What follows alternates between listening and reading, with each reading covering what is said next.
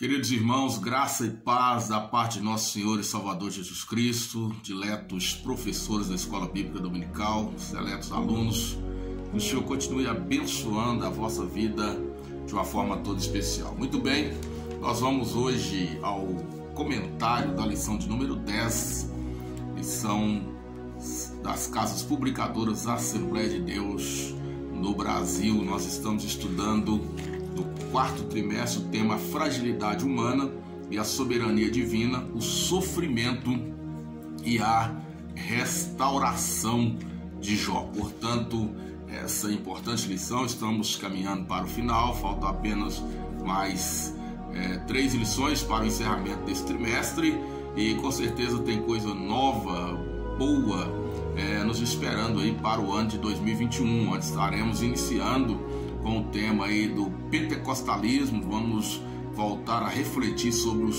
fundamentos do pentecostalismo, a fim de que nesses tempos de crises nós não estejamos à deriva, mas estejamos cada vez mais fundamentados na palavra do Senhor, para que a igreja possa cumprir a sua missão aqui na face da terra. Então essa lição que está sendo estudada no dia 6 de dezembro de 2020 tem como tema a última defesa de Jó. O texto áureo está em Jó capítulo 31, versículo 4, que diz: "Ou não vê ele os meus caminhos e não conta todos os meus passos?" A verdade prática diz: ao olhar retrospectivamente para o passado, lembre o quanto Deus trabalhou nele. Que maravilha!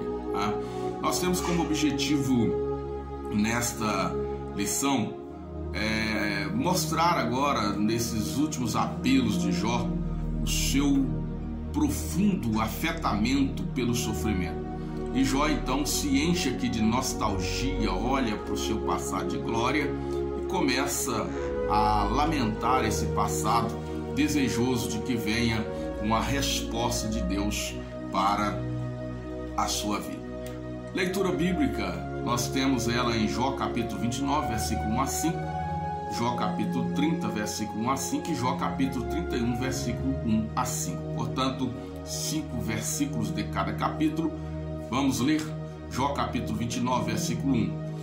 "E prosseguindo Jó em sua parábola, disse: quem me dera ser como eu fui nos meses passados, como nos dizem que Deus me guardava, quando fazia resplandecer a sua candeia sobre a minha cabeça, e eu com a sua luz caminhava pelas trevas, como era nos dias da minha mocidade, quando o segredo de Deus estava sobre a minha tenda, quando o Todo-Poderoso ainda estava comigo, os meus meninos em redor de mim." Jó capítulo 30. "Mas agora se riem de mim os de menos idade do que eu, e cujos pais eu teria desdenhado de pôr com os cães do meu rebanho. De quem também me serviria a força das suas mãos? Forças de homens cuja velhice esgotou-lhes o vigor. De míngua e fome se debilitaram, e recolhiam-se para os lugares secos, tenebrosos, assolados e desertos. Apanhavam malvas junto aos arbustos, e o seu mantimento eram raízes dos zimbros. Do meio dos homens era expulso, gritava-se contra eles como contra um ladrão." Jó capítulo 31. "Fiz concerto com os meus olhos. Como, pois, os fixarias uma virgem? Porque qual seria a parte de Deus vinda de cima, ou a herança do Todo-Poderoso desde as alturas? Porventura não é a perdição para o perverso e o desastre para os que praticam a iniquidade? Ou não vê ele os meus caminhos e não conta todos os meus passos? Se andei com vaidade, e se o meu pé se apressou para o engano." Portanto, queridos, essa leitura é muito importante e nós estamos diante aqui de um texto bastante melancólico, bastante triste de Jó, um texto realmente uma poesia nostálgica, Jó olhando, fazendo uma retrospectiva do seu passado.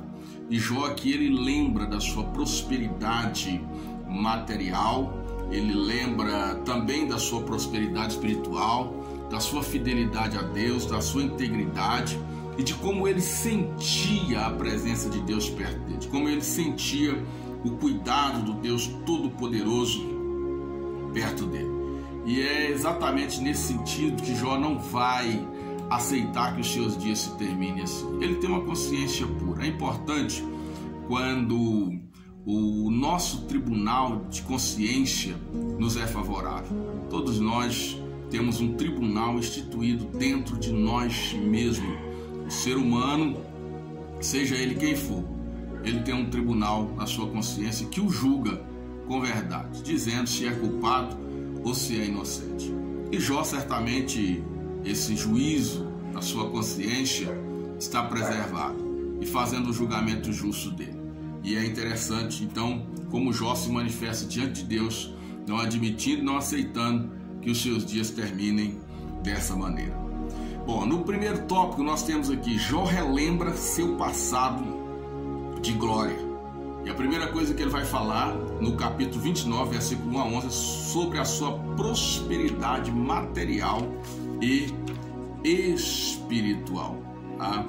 Jó, ele começa esse texto, que é um texto parabólico, o mesmo texto já vai dizer, prosseguindo Jó em sua parábola, diz: quem me dera ser como eu fui nos meses passados, como nos dias em que Deus me guardava. A primeira coisa que Jó traz à sua lembrança é o cuidado de Deus, é a comunhão que ele desfruta com Deus.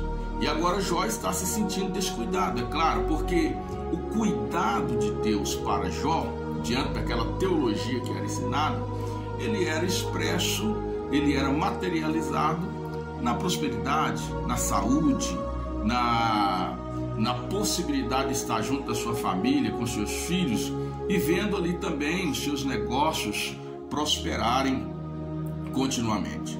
E Jó então está lembrando de que Deus o protegia. Jó está lembrando de que podia contar com Deus, conversar com Deus e ter de Deus orientações em meio às suas dificuldades. E Jó, então ele se lembra que havia sido um homem grandemente abençoado por Deus. Muito bem, queridos, esse é o posicionamento de Jó. E aí nós questionamos, será que agora, nesse momento de provação, Jó não estaria sendo guardado, não estaria sendo cuidado? Estava. O sofrimento era terrível, a provação era tremenda, mas é exatamente aqui que Deus ensina Jó que Deus não nos guarda apenas da prova, apenas da luta, apenas do sofrimento, apenas da dificuldade, mas Deus nos guarda especialmente na luta, na prova e na dificuldade. E até na morte, a promessa que nós temos é que Ele guardará o nosso corpo da corrupção, porque nós vamos receber um corpo glorificado, um corpo transformado. Então o cuidado de Deus é eterno e o cuidado de Deus, Ele é para nós em qualquer circunstância. E Jó então vai aprender isso e vai expressar isso no final do seu livro, quando ele entende e diz: eu te conhecia só de ouvir, mas agora os meus olhos te viram. É como se Jó estivesse dizendo: eu achava que eu estava desprotegido, descuidado, mas na verdade eu só estou aqui porque o Senhor cuidou de mim. Tá? Jó vai falar também aqui, o ponto 2 diz reconhecimento social. Dos versículos 14 ao versículo 25 do capítulo 29, Jó, ele vai se lembrar da sua antiga condição social. A gente sabe que a gente vive numa sociedade, então a gente possui relações sociais. As nossas relações sociais, elas estão muito ligadas com aquilo que a gente conquista, com aquilo que a gente é, o seu nível de conhecimento, os lugares onde você está. Se você está numa faculdade, você tem algum tipo de relacionamento e de reconhecimento. Se você está numa zona rural, num lugar mais distante, com pessoas menos favorecidas, digamos assim, você talvez tenha um outro tipo de expressão e de reconhecimento. Não que alguém seja melhor ou menor de que alguém, ou que como seres humanos nós sejamos melhores ou inferiores a alguém. Mas a sociedade se organiza dessa forma. E os relacionamentos são aproximados de acordo com as oportunidades e com os contatos que a gente vai construindo, de acordo com aqueles espaços que a gente vai ocupando e as pessoas que ali estão desfrutando ou que estão participando de um mesmo processo. E Jó, então, ele conquista, na verdade, quase que uma hegemonia diante daquela sociedade, porque ele conseguia transitar em todas as esferas da sociedade. E ele conquistou o respeito de todos, tanto dos jovens como dos velhos, e todas as pessoas procuravam Jó para ser orientadas, todas as pessoas queriam ter as orientações do sábio Jó. Jó, ele era uma pessoa tida como muito sábia, e a sua sabedoria não era uma sabedoria de palavras, mas era uma sabedoria palpável, era uma sabedoria prática, porque ela estava expressa, estava refletida na vida de Jó. E isso certamente era o que atraía jovens e idosos para próximo de Jó. A prosperidade de Jó lhe trazia o respeito dos idosos. A sabedoria de Jó trazia o respeito dos jovens, porque queria conhecer qual o caminho que Jó trilhou, por onde Jó passou para chegar aonde Jó havia chegado. Outra coisa que Jó destaca nas suas preleções, nas suas falas, é a sua busca pela justiça social. E ele foi um homem que sempre defendeu a justiça social. Ele defendia a punição dos opressores. Ele defendia a proteção dos pobres, os cuidados com os desvalidos. E Jó, ele chega a dizer no versículo 14 do capítulo 29 que ele tinha essa justiça como um adorno, como uma vestimenta, ou seja, era para ele uma causa defendida, uma causa que merecia a sua atenção, que merecia o seu investimento, que merecia o seu cuidado. Jó chega a dizer que ele teria sido os olhos do cego. Ele olhava nos menos favorecidos, nos mais fragilizados, pessoas que precisavam ser ajudadas, que precisavam ser cuidadas. E até mesmo com os estrangeiros, normalmente eram aqueles que estavam em busca de emprego, de uma nova vida, ou que talvez eram fugitivos de uma catástrofe ou de uma situação desagradável nas suas terras. Lembrando que nós estamos tratando de uma era, de um tempo muito remoto, estamos tratando aqui do mundo antigo, onde nós não temos os estabelecimentos de fronteiras, de nações, de países como temos hoje. As pessoas eram nômades aqui nesse tempo, na sua maioria, então elas transitavam de um lugar para o outro, às vezes perdiam tudo que tinham e viviam ali em busca de uma saída, de uma solução, de um pouco mais de alento para a vida. E Jó se preocupava até mesmo com essas pessoas, agindo com justiça, agindo com equidade. E um homem que age assim, o que ele espera para o fim dos seus dias? Conhecendo que Deus é justo, servindo a Deus de todo o seu coração, Jó vai esperar que seus dias terminem muito bem e que ele receba a recompensa daquilo que ele plantou, da forma como ele viveu, como ele agiu. Então não estava na agenda de Jó terminar os seus dias sem saúde, sem honra e sem paz com Deus. E Jó terminaria sem honra, sem saúde, sem paz com Deus? Certamente não. Era apenas um momento de desespero, de desabafo, e Jó estava ali já muito debilitado, e ele está aqui não aceitando a imposição ali dos seus amigos. Jó está ali agora apelando para o Todo-Poderoso, apelando para o Senhor, esperando que realmente seus dias não terminem. Assim, é interessante a gente aplicar aqui, queridos, que nem sempre a gente pode aceitar a imposição daquilo que os homens querem, da sabedoria humana, apenas da letra fria da palavra, como muitos querem aplicar. Eu já disse que os atributos de Deus, eles são atributos que estão todos submetidos ao amor e à misericórdia de Deus. Então Deus é muito maravilhoso, Deus é muito misericordioso, e Deus amou o mundo de tal maneira. Nós temos que pensar nisso, e Jó está aqui então sob os cuidados de Deus, não aceitando aquela imposição, mas se colocando na presença de Deus para que dias melhores sejam dados a ele. Bem, aqui no terceiro tópico nós temos aqui o título, uma ponderação importante. Bem, aqui não há dúvida de que Jó, ele era um modelo de integridade, de sinceridade e de justiça. Jó era esse modelo. Todavia, nós não temos aqui, queridos, de acordo com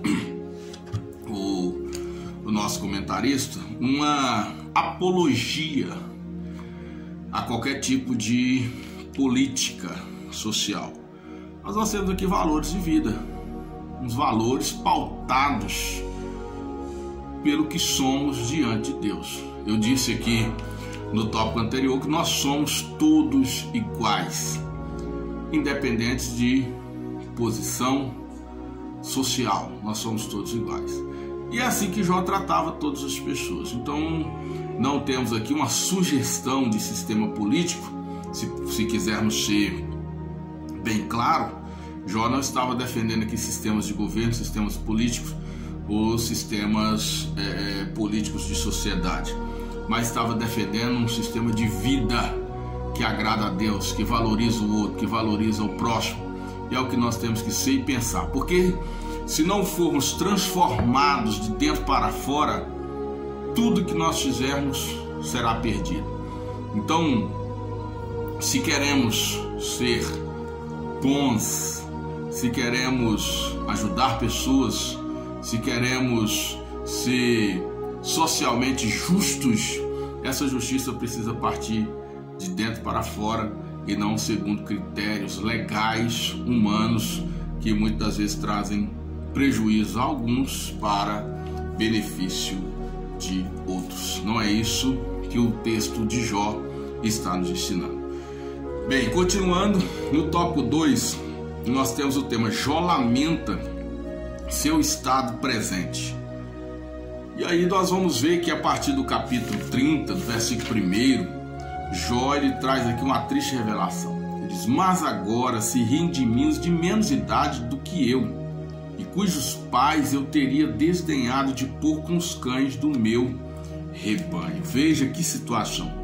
Jó, lembrando da sua condição próspera, lembrando da sua posição, do respeito que ele tinha diante da sociedade, agora o jovem passa por ele e meneia a cabeça, olha para ele e talvez dissesse: fomos enganados por esse demagogo, fomos enganados por esse que se dizia ser temente a Deus, ser justo a Deus. Na verdade era um tremendo pecador. E quem sabe talvez fazendo ali conjecturas de tantas coisas que Jó poderia ter tido cometido. É assim que se faz. Quando alguém muitas das vezes está em desventura, está em dificuldade, a pergunta que vem à mente das pessoas é: o que fez fulano para estar nessa situação tão deprimente, nessa situação tão cruel? E essa era sem dúvida a situação de Jó naquele momento. Lembrando que os idosos na antiguidade gozavam de um prestígio muito grande. Nós estamos falando aqui de uma era patriarcal, onde quanto mais idade você adquiria, você já adquiria um respeito muito grande. E se você era idoso, sábio, preservando as suas faculdades mentais, com um acúmulo de conhecimento muito grande, com a vivência muito grande, e com prosperidade, com riquezas, com a família bem-sucedida, com um clã já formado, como Jó estava ali, então você era muito mais respeitado ainda. E essa era a condição que Jó tinha. E agora Jó estava ali sendo desrespeitado, Jó estava ali sendo tido como uma escória social, Jó estava ali realmente sendo zombado, criticado por todos que passavam por ele, pelo estado que ele estava. E tendo em especial aqueles que se diziam seus amigos, endossando essa condição e dizendo que Jó era um miserável pecador, e além de miserável pecador, não admitia o seu pecado, e insistia em querer enganar as pessoas, dizendo que era um homem íntegro e justo. Então a situação de Jó era realmente muito complicada, e Jó está aqui lamentando esse seu estado por causa dessa situação. Jó estava realmente no fundo do poço, tá? No entanto, queridos, nós não podemos esquecer, Jó estava sendo provado por Deus, e a provação, ela vem para nos edificar, a provação vem para aumentar a nossa comunhão com Deus, a provação vem para nos promover, e é isso que está acontecendo na vida de Jó. Mas o tópico 2, nós temos aqui o reflexo também de um abatimento físico e emocional. Então, no capítulo 30, do versículo 16 do livro de Jó, capítulo 30, versículo 16 ao versículo de número 31, nós temos aqui Jó expondo a sua condição física, a sua condição emocional, quando ele dizia: agora derrama-se em mim a minha alma, os dias da minha aflição se apoderam de mim, de noite se me traspassam os meus ossos e os meus nervos não descansam.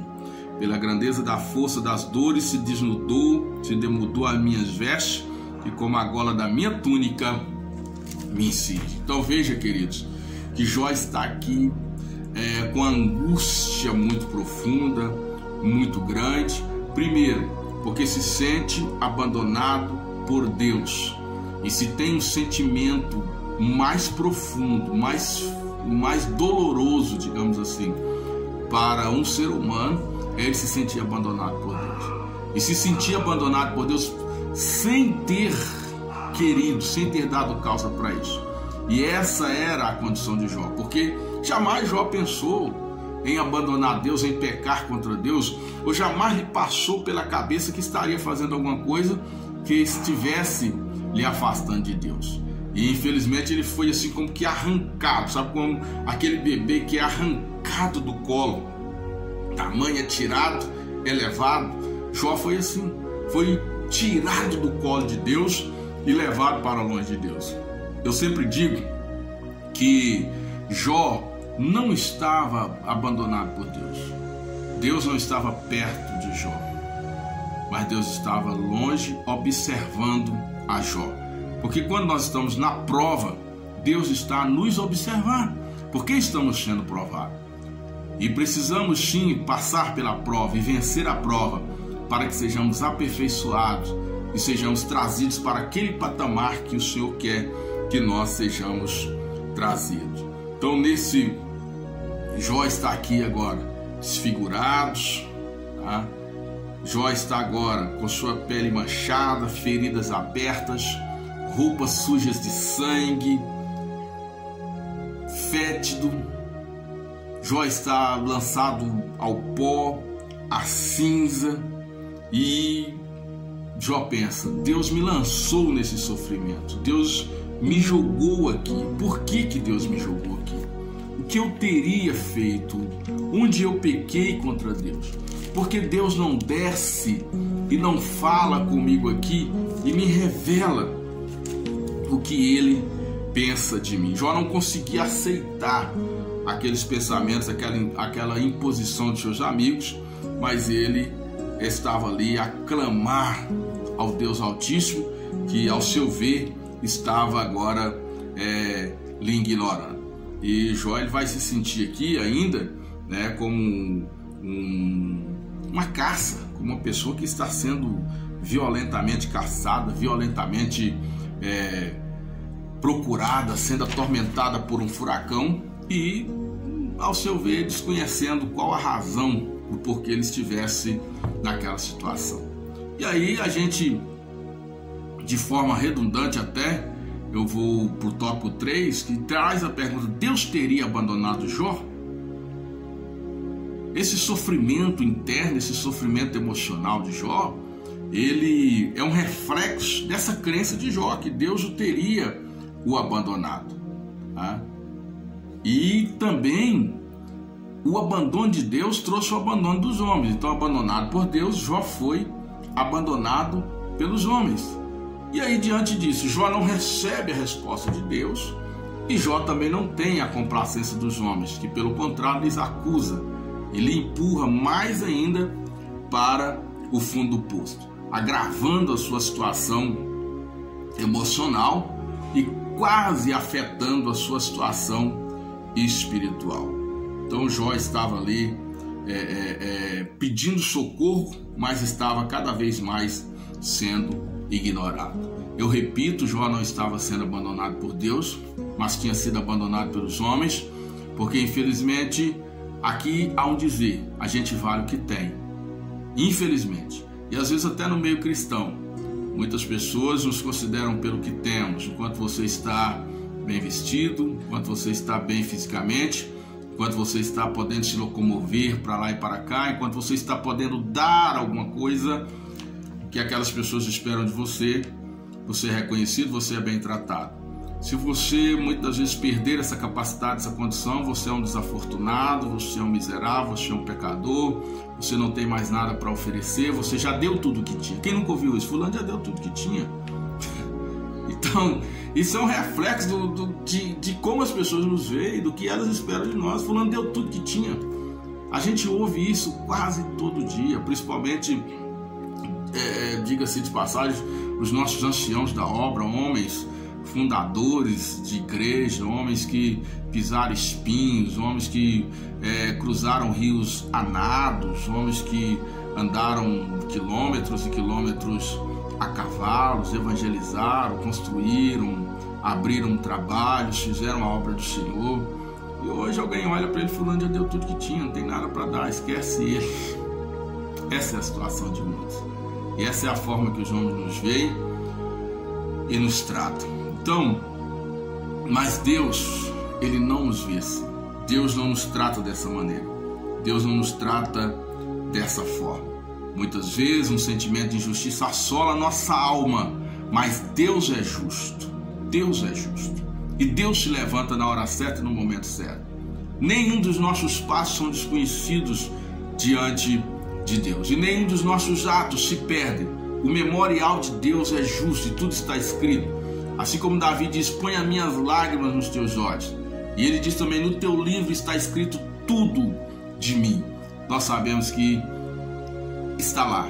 Toda a nossa trajetória, toda a nossa história está diante do Senhor. E até as nossas lágrimas estão guardadas no lado de Deus. E um dia o Senhor se levantará e fará justiça, como fez com Jó. Muito bem, o nosso terceiro tópico, ele traz a seguinte proposta: o futuro em aberto de Jó. E aí o tópico 1 fala: Jó em defesa de sua ética sexual. O capítulo de número 31, nós vamos encontrar um texto que diz assim, versículo 1: fiz alianças com os meus olhos, como pois cobiçaria uma virgem? Que porção teria eu do Deus lá de cima? Ou que herança do Todo-Poderoso teria para mim desde as alturas? Então aqui nós observamos, queridos, que Jó está fazendo uma autodefesa da sua pureza sexual, da sua moral, da sua forma de respeitar, de tratar as coisas. Então havia uma lei plantada dentro do coração daquele homem. E aqui nós podemos abrir um parênteses para mostrar a essa nossa sociedade moderna que a lei não foi trazida por Moisés. A lei ela foi expressa e publicada por Moisés, mas a lei já era plantada no coração daqueles homens que temiam a Deus muito antes da chegada de Moisés. E Jó está tratando com muita seriedade aqui a questão sexual. Jó está falando aqui: eu olharia numa virgem. Nós podemos incluir aqui, queridos, por exemplo, a situação do estupro. Há pouco tempo nós tivemos aí algumas críticas de algumas pessoas criticando o livro de Deuteronômio, capítulo 22, que trata ali das relações sexuais problemáticas, né?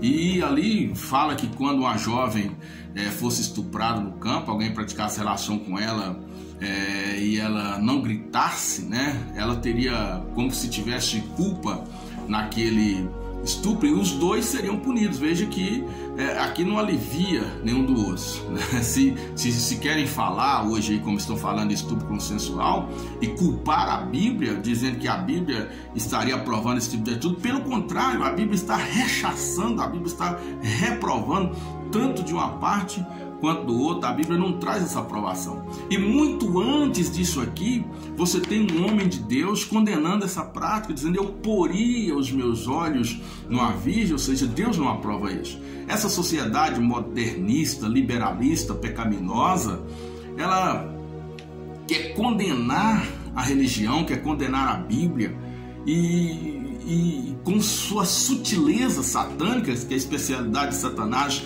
é colocar vírgula onde tem ponto, arrancar ponto nos lugares onde tem, e torcer as interpretações sagradas para produzir os erros que estão sendo dias após dias produzidos, implementar na mente dessa sociedade, que às vezes hoje nós temos uma sociedade muito preguiçosa para a leitura, para a investigação, para o estudo investigativo, coisas que realmente não estão na palavra de Deus. Então veja que Jó está rechaçando, e muito antes da lei de Moisés.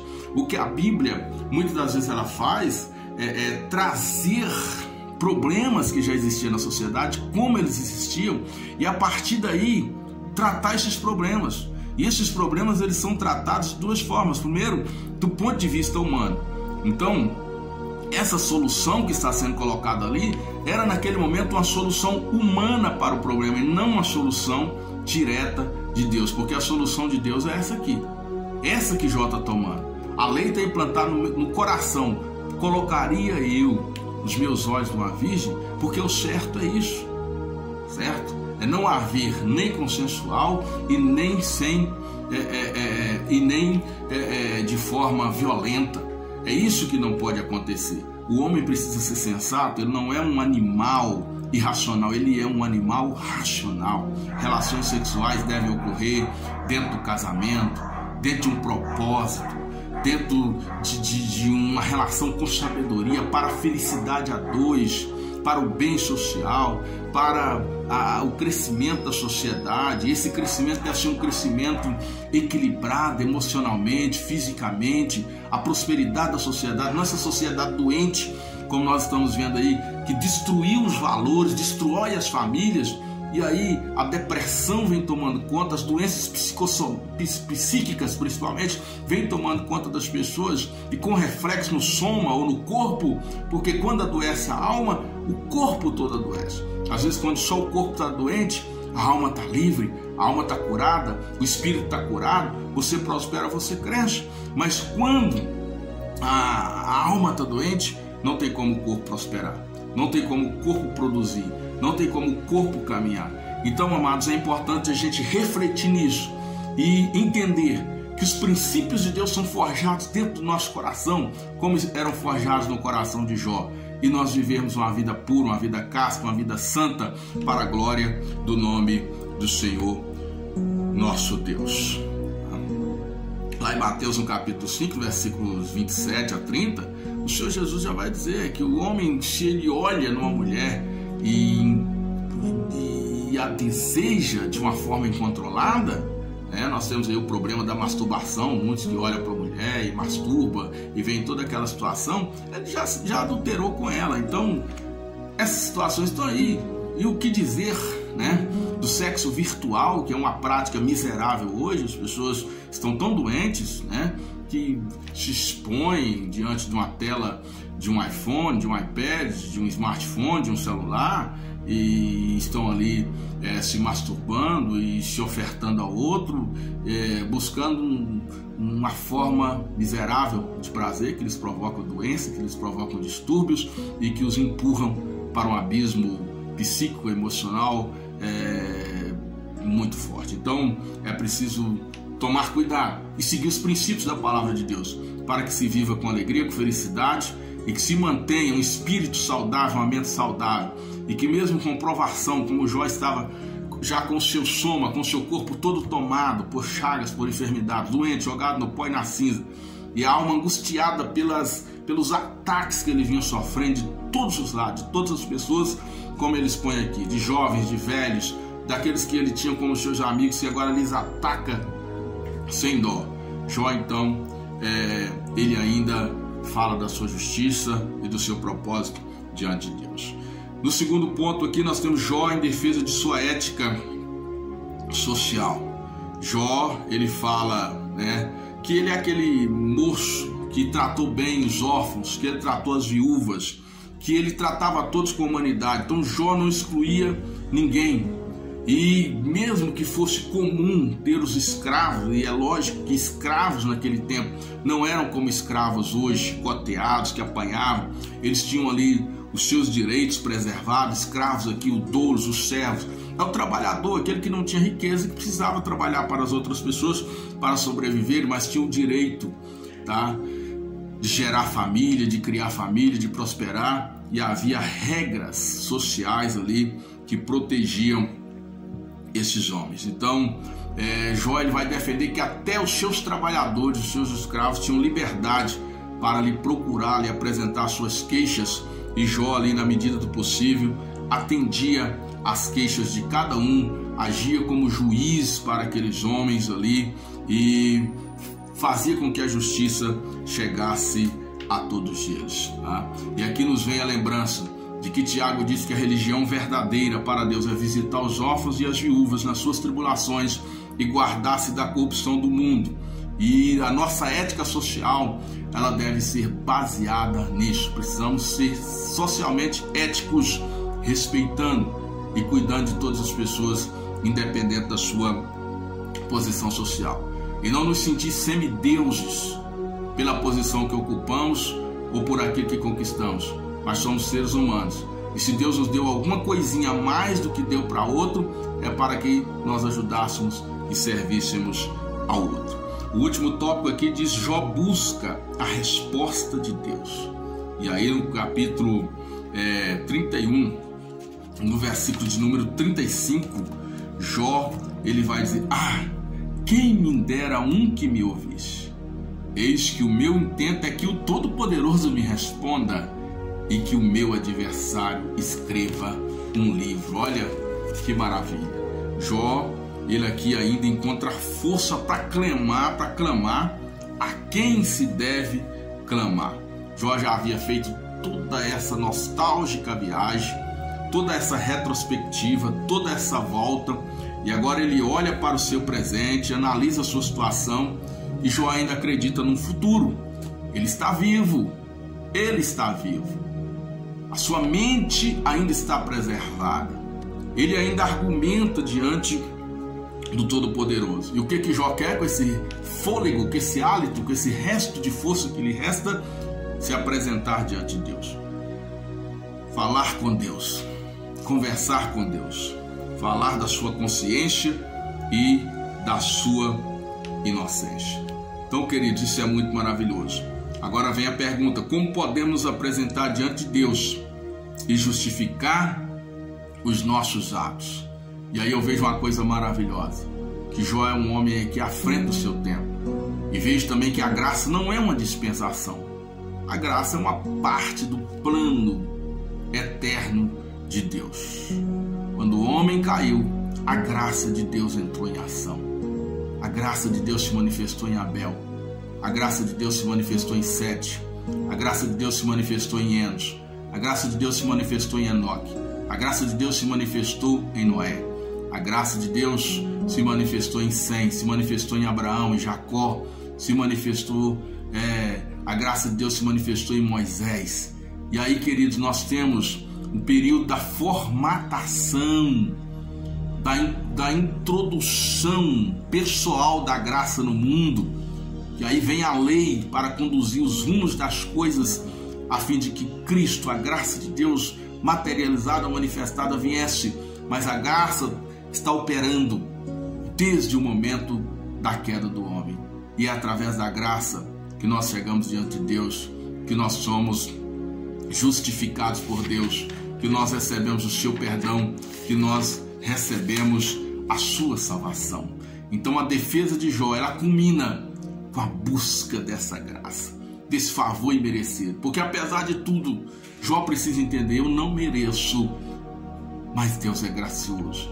E ainda que eu tenha falhas, a graça de Deus suprirá os meus erros, suprirá as minhas falhas, e eu verei a face do meu Deus. Então, queridos, essa lição traz para nós esse importante ensino. Jó entrou nesse processo de nostalgia, lembrando do seu passado de glória, lembrando da sua vida de justiça, de como tratou os mais velhos, os jovens, de como era também respeitado por todas essas pessoas, da sua prosperidade material, da sua prosperidade espiritual. Lembra da sua integridade, da sua ética social, da sua moral ilibada. E isso lhe traz um conflito, uma tristeza muito grande. Mas ele culmina clamando e buscando mais uma vez a graça maravilhosa do Senhor e a presença de Deus. E Deus, ele vai se manifestar de uma maneira poderosa na vida de Jó. E assim, mesmo que você esteja passando por luta, por tribulação, por dificuldade, não desista de clamar ao Senhor. Se o tribunal da sua consciência te acusa, arrependa, peça perdão. Mas se a sua consciência te julga e te declara justo, entra na presença de Deus, conforme diz Hebreus capítulo 4, versículo 16. Cheguemos com confiança ao trono da graça de Deus. Lá você vai encontrar misericórdia e vai achar graça. Deus te abençoe e até a próxima, se Deus quiser.